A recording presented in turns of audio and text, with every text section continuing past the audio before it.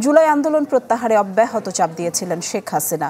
এক পর্যায়ে আন্দোলন না চালাতে সমন্বয়কদের গুম করে জবানবন্দি ও অমানসিক নির্যাতনও চালায় স্বৈরাচার সরকার। ট্রাইব্যুনালে দেওয়া সাক্ষ্যে এসব জানান জুলাই আন্দোলনের অন্যতম নায়ক নাহিদ ইসলাম।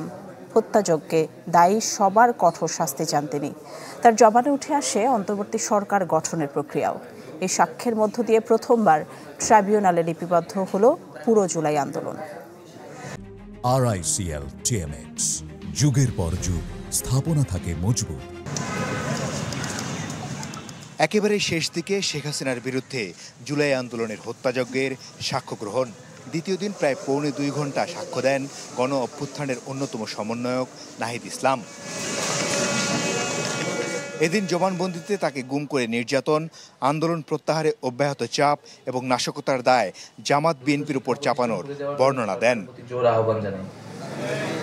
নাহিদ ইসলাম জানান, হাসিনার পতনের আগের দিন 4 আগস্ট সরকার গঠনের জন্য ডক্টর ইউনূসকে প্রস্তাব দেওয়া হয়। আমরা যেহেতু 3রা আগস্ট এই সরকার পতনের সিদ্ধান্ত নিয়েছি এক দফা, ফলে এই সরকারকে আমরা আর মেনে নিচ্ছি না। আমাদের একটি নতুন সরকারের জন্য তখন থেকে পরিকল্পনা হচ্ছিল। সেই প্রেক্ষাপটেই ডক্টর মোহাম্মদ ইউনূসকে প্রাথমিকভাবে আমরা ভেবে নিয়েছিলাম আরও অনেকের সাথে পরামর্শ করে, এবং এই কারণে তার সাথে আমরা যোগাযোগ করেছিলাম যে দেশের এই পরিস্থিতি, যদি এই সরকারকে আমরা উৎখাত করতে পারি তাহলে নতুন সরকারের প্রধান হিসেবে হয়তো আপনাকে দায়িত্ব নিতে হতে পারে। আমরা সেই প্রস্তাব আপনাকে দিয়ে রাখছি। শেখ হাসিনা, আসাদুজ্জামান খান কামাল ও পুলিশের ঊর্ধ্বতন কর্মকর্তাদের কঠোর শাস্তি চেয়েছেন নাহিদ ইসলাম। গুম খুনের সাথে জড়িত বিভিন্ন বাহিনীর সদস্যরা 1 বছরেও গ্রেপ্তার না হওয়ায় ক্ষোভ জানান তিনি। ভিকটিমদের পক্ষ থেকে আমি ন্যায় বিচার প্রত্যাশা করেছি।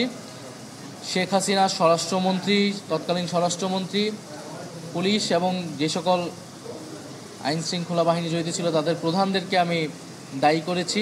তাদের বিচার এবং কঠোর শাস্তি আমি আদালতের কাছ থেকে প্রত্যাশা করেছি। নাহিদের জবানবন্দি এ মামলা প্রমাণে গুরুত্বপূর্ণ ভূমিকা রাখবে বলে মনে করেন চিফ প্রসিকিউটর।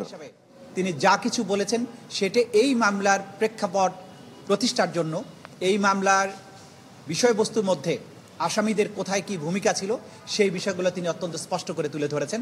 সেগুলো এই মামলা প্রমাণের ক্ষেত্রে অবশ্যই অসম্ভব রকমের গুরুত্বপূর্ণ ভূমিকা পালন করবে, কারণ তিনি ছিলেন ফোরফ্রন্টের যোদ্ধা। এদিন আন্তর্জাতিক অপরাধ ট্রাইব্যুনাল 2-এ আশুলিয়ায় 6 মরদেহ পোড়ানোর মামলায় 3য় দিনের সাক্ষ্য গ্রহণ হয়। মাসুদুর রহমান, চ্যানেল 24, ঢাকা।